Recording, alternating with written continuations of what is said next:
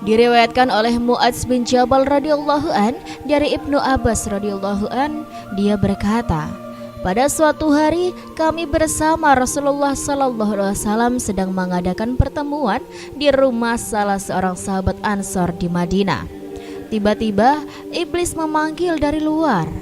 Iblis pun berkata, "Wahai penghuni rumah, apakah kalian mengizinkan aku masuk?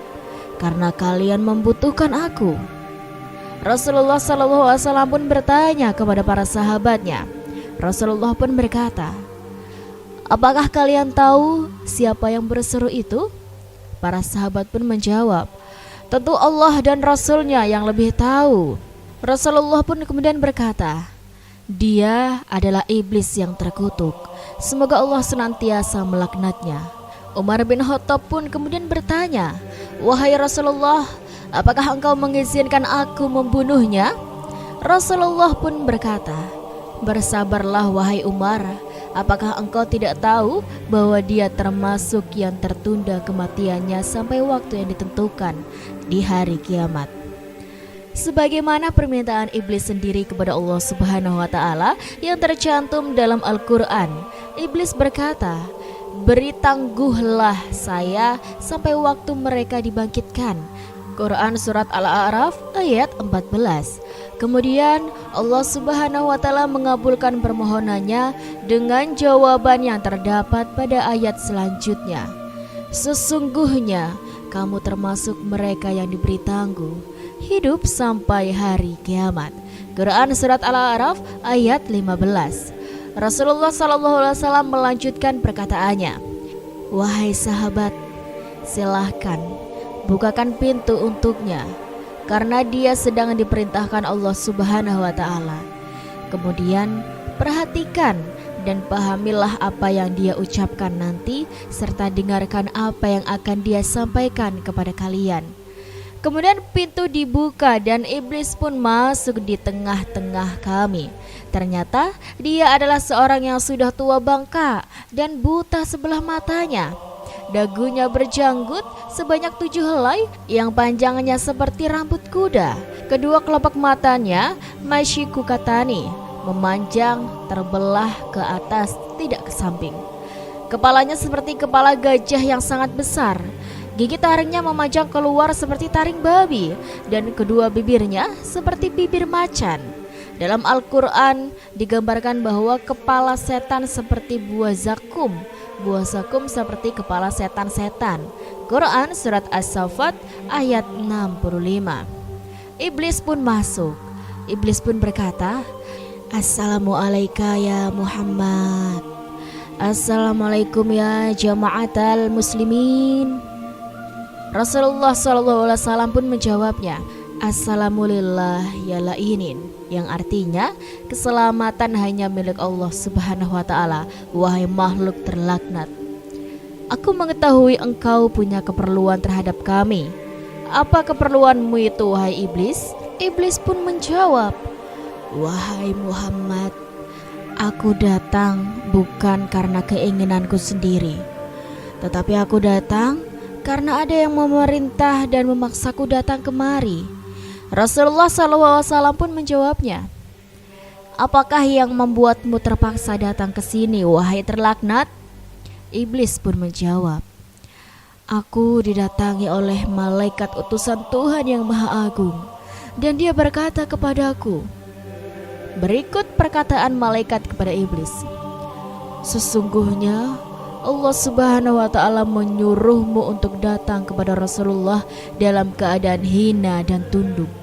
Engkau harus memberitahukan kepadanya bahwa tipu muslihat, godaan dan rekayasamu terhadap Bani Adam. Bagaimana engkau membujuk dan merayu mereka? Engkau harus menjawab dengan jujur semua yang ditanyakan kepadamu." Allah Subhanahu wa taala berfirman, "Demi kemuliaan dan keagunganku, jika engkau berbohong sekali saja dan tidak berkata dalam benar dalam memberikan jawaban kepada utusanku, niscaya aku, Allah Subhanahu wa taala, jadikan kamu setan hancur menjadi debu yang dihempas oleh angin. Dan aku, Allah Subhanahu wa taala, puaskan musuhmu manusia. maka bencana yang menimpamu itu. Dengan ancaman itu, iblis takut dan berkata jujur. Kemudian mereka pun memulai dialognya. Iblis berkata, "Wahai Muhammad, sekarang aku datang kepadamu sebagaimana aku diperintahkan. Sekarang tanyakanlah kepadaku apa yang ingin engkau tanyakan. Jika aku tidak memuaskanmu tentang apa yang engkau tanyakan kepadaku, niscaya musuhku akan puas atas musibah yang akan menimpaku. Karena pasti aku akan menjadi debu. Tiada beban yang lebih berat bagiku daripada melihat para musuhku lega dengan apa yang menimpa diriku." Kemudian Rasulullah SAW pun menjawabnya, "Baiklah, aku akan mulai pertanyaan kepadamu. Jika engkau benar-benar jujur, maka beritahukanlah kepadaku orang yang paling engkau benci." Iblis pun menjawab, "Anak muda yang bertakwa secara total, menyerahkan seluruh jiwa dan raganya kepada Allah Subhanahu wa Ta'ala." Rasulullah pun kemudian bertanya lagi, "Lalu siapa lagi?" Iblis pun kembali menjawabnya, "Orang alim yang berilmu dan wara, menjaga diri dari syubhat, dan orang yang penyabar." Rasulullah SAW pun bertanya lagi, "Lalu siapa lagi?" Iblis pun menjawab, "Orang yang terus-menerus dalam keadaan suci dan menjaga diri dari kotoran, yaitu orang yang selalu memperbaiki wudunya." Oleh karena itu, banyak ahli ibadah yang selalu dalam kondisi suci, yaitu mempunyai wudu, walaupun tidak akan melakukan sholat. Begitu juga orang yang selalu menjaga dan membersihkan hatinya dari sifat suudzon, iri hati, dengki dan sebagainya. Kemudian orang yang menghilangkan penyakit hatinya, karena orang yang selalu bersih badan hatinya serta bersih dari dosa, selalu bertobat, orang itu dicintai Allah Subhanahu wa Ta'ala, yang seperti terdapat pada Al-Quran penutup ayat surat Al-Baqarah. Sesungguhnya Allah Subhanahu wa Ta'ala menyukai orang-orang yang bertobat dan menyukai orang-orang yang mensucikan diri. Quran surat Al-Baqarah ayat 222.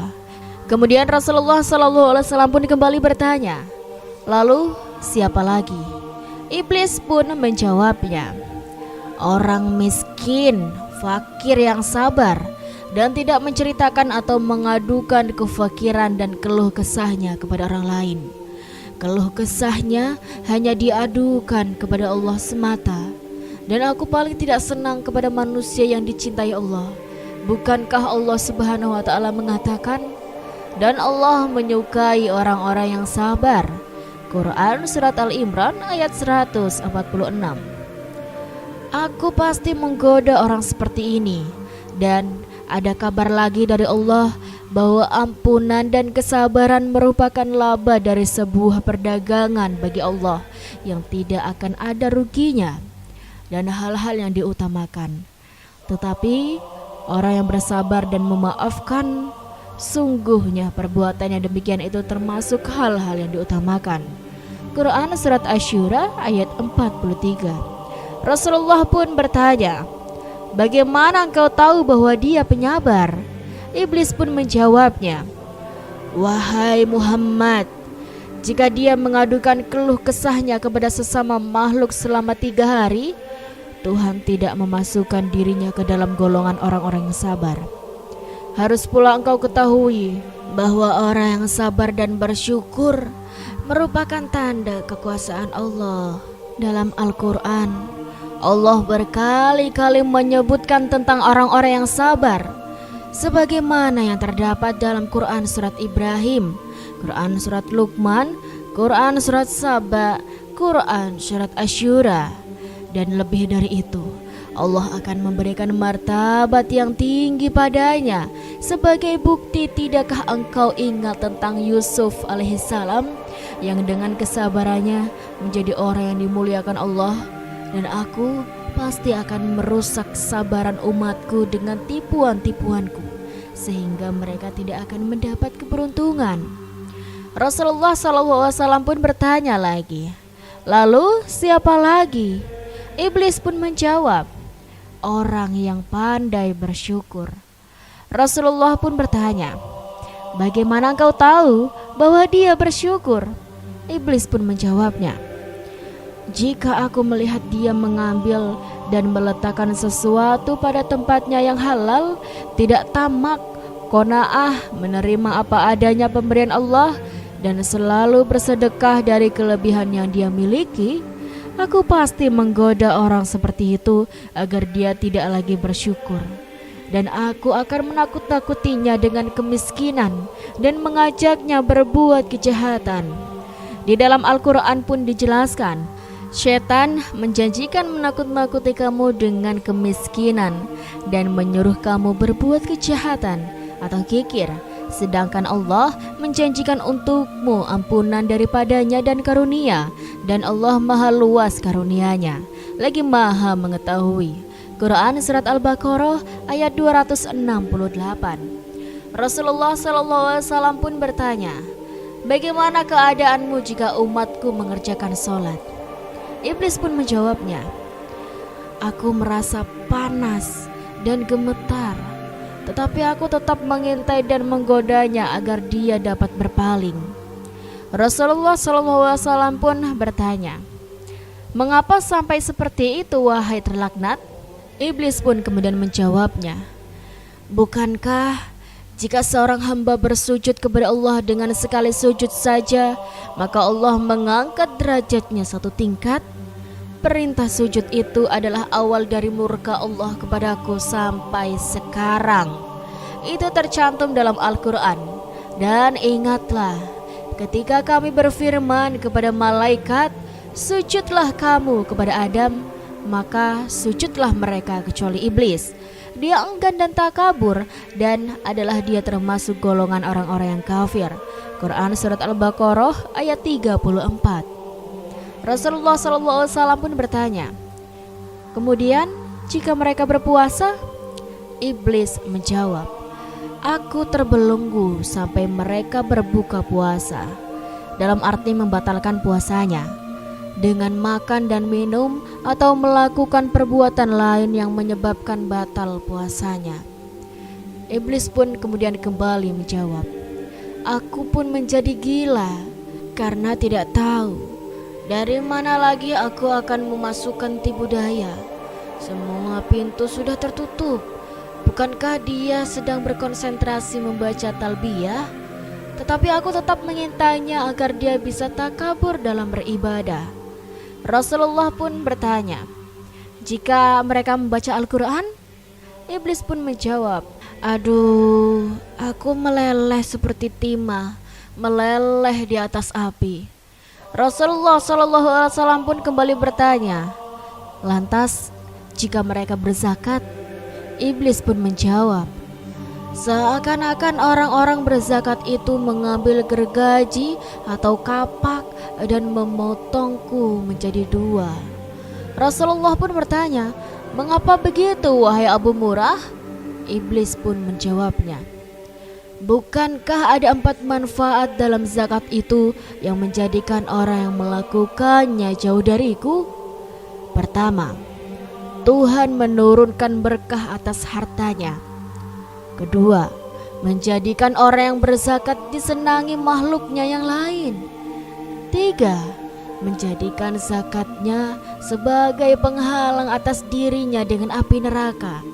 4, dengan zakat Tuhan mencegah bencana dan malapetaka agar tidak menimpanya. Rasulullah SAW pun bertanya, kapan engkau merasa mudah membujuk umatku? Iblis pun menjawab, pada 3 saat situasi.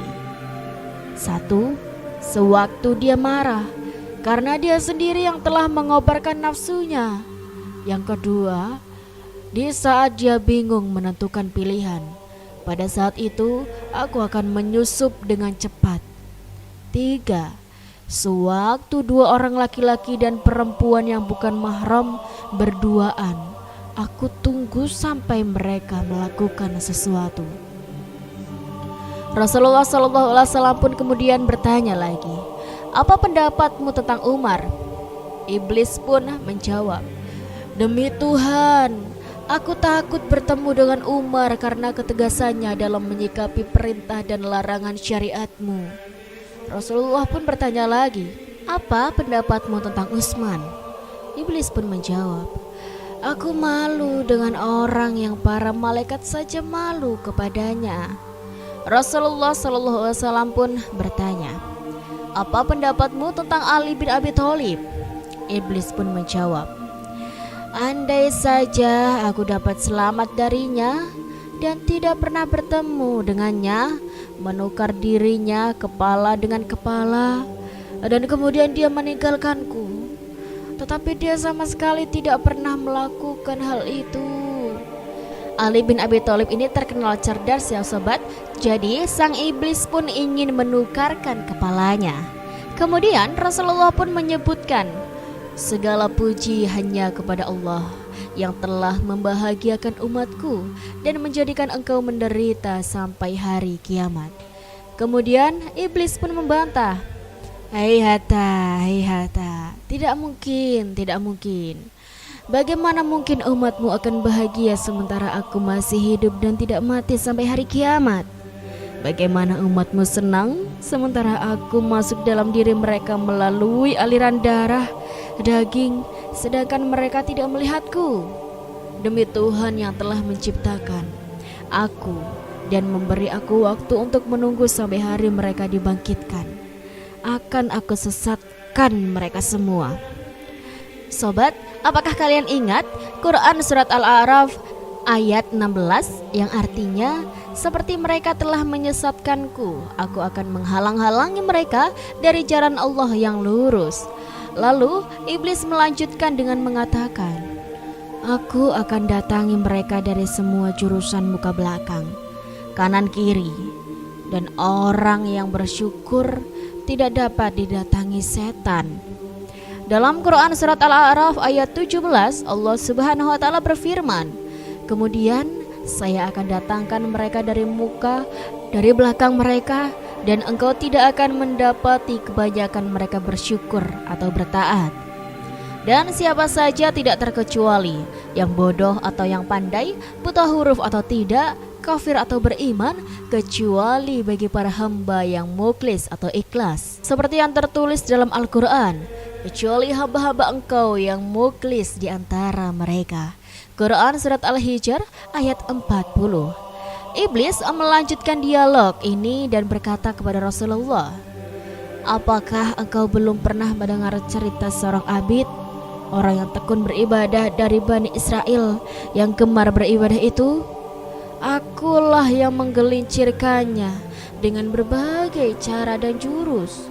Abid itu sangat tekun ibadah, namun dia orang yang kekurangan harta, maka dia pasti menginginkan uang untuk kehidupannya.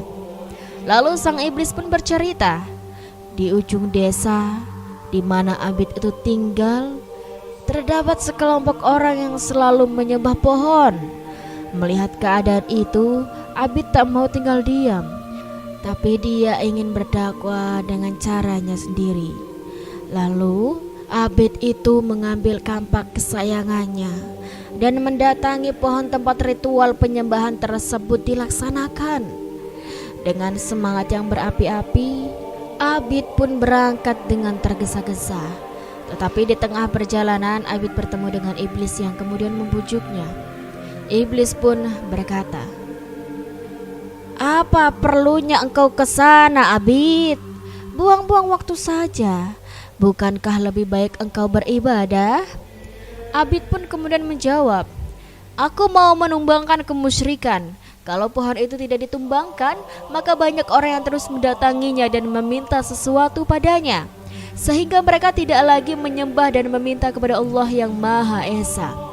Iblis pun menjawab, kalau engkau tumbangkan pohon itu, maka orang-orang itu pasti akan mencari pohon lain dan bisa disembah, dan engkau akan kewalahan mengikuti mereka.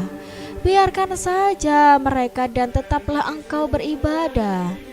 Abid pun menjawab, tidak ada seorang pun yang dapat menghalangi keinginanku ini. Kemudian iblis pun kembali menjawabnya, "Sudahlah Abid, lebih baik engkau beribadah saja." Abid pun menjawab, "Bukankah yang akan aku kerjakan ini adalah bagian dari ibadah?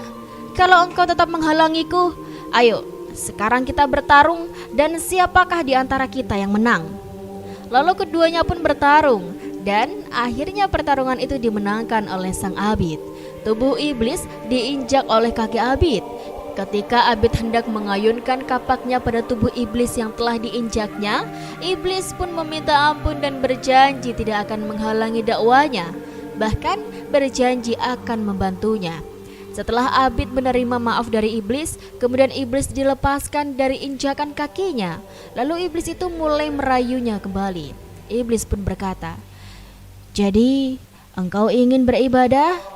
Baiklah, aku akan membantumu. Engkau tidak pernah melakukan ibadah dengan bersedekah, bukan? Bukankah sedekah itu bagian dari ibadah?" Abid pun menjawabnya, "Ya, cepat. Apa yang akan engkau lakukan untuk membantu saya?" Iblis pun menjawabnya, "Setiap bangun tidur, cobalah engkau lihat apa yang ada di bawah bantalmu. Engkau akan menemukan uang 1 dinar, dan dengan uang itu engkau bisa menyedekahkan sebagai ibadah." Abid pun kembali menjawabnya, "Awas kalau kau bohong." Abid pun lalu tidur. Ketika bangun, dia tidak lupa mengangkat bantalnya untuk membuktikan perkataan sang iblis. Dan benar, di bawah bantal dia menemukan uang 1 dinar.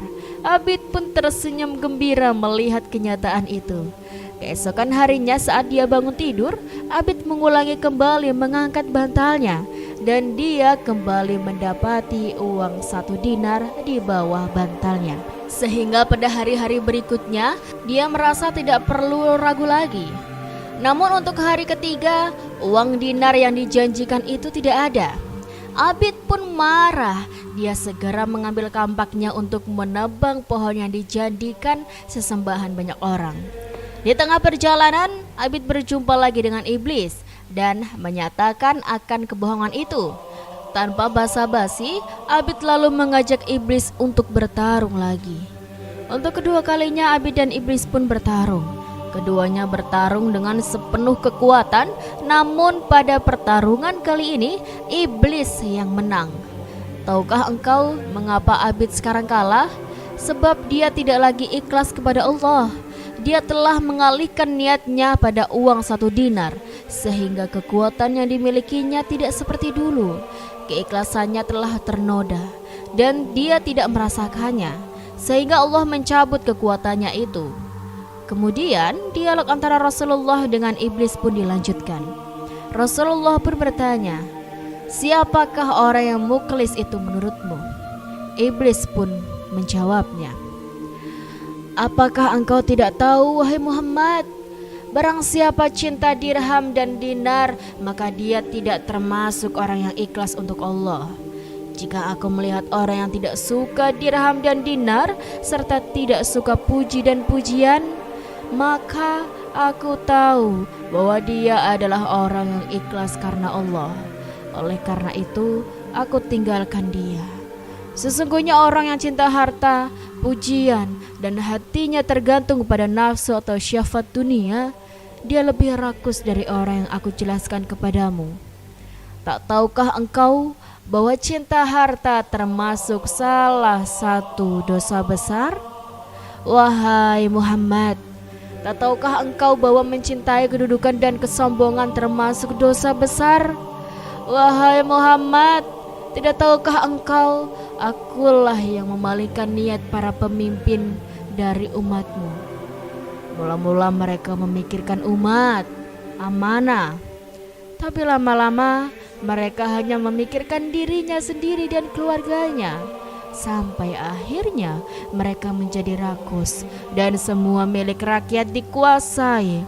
Dan itu semua adalah kepandaianku, Muhammad."